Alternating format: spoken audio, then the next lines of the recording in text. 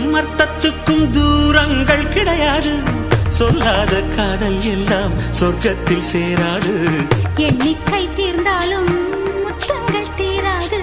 எண்ணிக்கை பார்த்தாலே முத்தங்கள் ஆகாது.